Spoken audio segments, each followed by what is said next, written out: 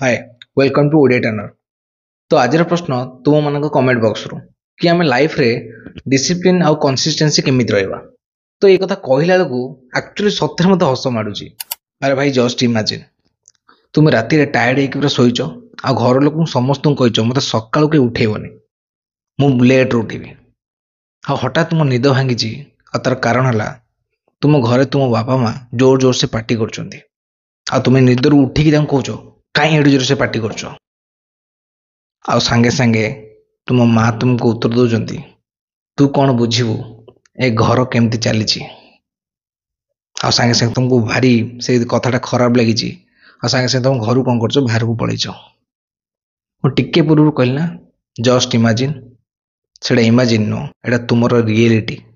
ଆଉ ତୁମେ ମାନେ ମୋତେ ପଚାରୁଛ ମୋ ଲାଇଫରେ ଡିସିପ୍ଲିନ୍ ଆଉ କନସିଷ୍ଟେନ୍ସି ମୁଁ କେମିତି ରହିବି। ଆର ଭଲ ଉତ୍ତର ମୋଠୁ ତୁମ ବାପା ଭଲସେ ଦେବେ। ତାଙ୍କୁ ପଚାର ସେ କେମିତି ଏତେ ଦିନ ଏତେ ସମୟ ଆଉ ସେଇ ଗୋଟେ କାମକୁ ଏତେ ଦିନ ଧରି କରି ଆସୁଛନ୍ତି। ତ ଭାଇ ତାଙ୍କ ଲାଇଫରେ ଗୋଟେ ଗୋଲ୍ ଅଛି, ମୋ ଫ୍ୟାମିଲି କେମିତି ଉପାସ ନ ଶୋଉ। ତାଙ୍କ ଲାଇଫରେ ଗୋଟେ ଗୋଲ୍ ଅଛି, ମୋ ଫ୍ୟାମିଲି କେମିତି ଭଲରେ ରହୁ। ତାଙ୍କ ଲାଇଫରେ ଗୋଟେ ଗୋଲ୍ ଅଛି, ମୋ ପୁଅ ଝିଅ କେମିତି ଭଲରେ ପାଠ ପଢ଼ନ୍ତୁ। ତମମାନଙ୍କ ଲାଇଫରେ ଗୋଲ୍ କ'ଣ? ତୁମେ ଖାଲି ଚଢ଼ା ଗପ ମାରିବ ଆଉ ଦୁଇ ତିନିଟା ସାର୍ଟିଫିକେଟ୍ ଧରିକି ତାକୁ ଦେଖେଇବ ମୁଁ ଏତେ ଯାଏଁ ପାଠ ପଢ଼ିଛି ଆଉ ମୁଁ ଏଇ କାମ କରିବି, ମୁଁ ଏତେ ପାଠ ପଢ଼ିଛି ମୁଁ ଏଇ କାମ କରିବି। ଭାଇ କଷ୍ଟ ହେଲେ ସତ ଯେଉଁ ଦୁଇ ତିନିଟା ସାର୍ଟିଫିକେଟ୍ ତୁମ ବ୍ୟାଗ୍ରେ ଲାମିନେସନ୍ କରି ରଖିନ ତାକୁ ଜାଳି ଦିଅ। କିନ୍ତୁ ତୁମ ବାପା ମା ତୁମକୁ ପାଠ ପଢ଼େଇଥିଲେ କି ତୁମେ ତାଙ୍କ ଲାଇଫ୍ର ପ୍ରୋବ୍ଲେମକୁ ସଲ୍ଭ କର। ବଟ୍ ଏବେ କ'ଣ ନା ତୁମେ ହେଉଛ ତାଙ୍କ ଲାଇଫ୍ର ସବୁଠୁ ବଡ଼ ପ୍ରୋବ୍ଲେମ୍। ମୁଁ ଜାଣିଛି ଖରାପ ଲାଗିବ, ବହୁତ ଖରାପ ଲାଗିବ। ତ କିଛି ନ ଭାବିକି ଇନକମ୍ କର। ଯଦି ଇନକମ୍ କରି ଆସିନି ତାହେଲେ ଇନକମ୍ କେମିତି କରାଯାଏ ତାକୁ ଶିଖ। ଆଉ ହଁ, ଡିସିପ୍ଲିନ୍ ଆଉ କନସିଷ୍ଟେନ୍ସିର ମେନ୍ ପ୍ରୋବ୍ଲେମ୍ ତୁମ ଏନଭାରମେଣ୍ଟ। ତୁମେ ଯଦି 5 ଜଣ ମଦୁଆଙ୍କ ସହିତ ବସିବ ନା ତୁମେ କିଛି ଦିନ ପରେ ମଦ କେମିତି ପିଇବ ତାକୁ ଶିଖିଯିବ।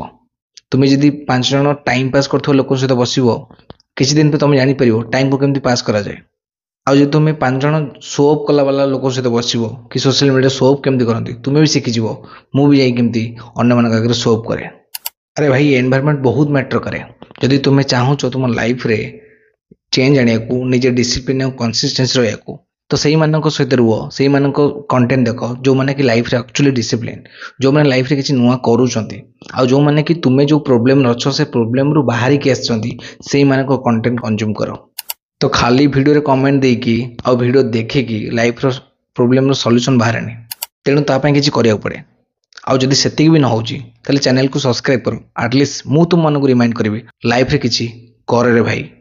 ଆଉ ଯଦି ଭିଡ଼ିଓଟା ଭଲ ଲାଗିଥାଏ ଥ୍ୟାଙ୍କ ୟୁ ସୋ ମଚ୍। ତେଣୁ ଲାଇକ୍ ସେୟାର ଆଣ୍ଡ ସବସ୍କ୍ରାଇବ୍ କରିଦେବ। ଦେଖା ହେବା ନୂଆ କଣ୍ଟେଣ୍ଟ ଆଉ ଗୋଟେ ନୂଆ ଭିଡ଼ିଓ ସହିତ।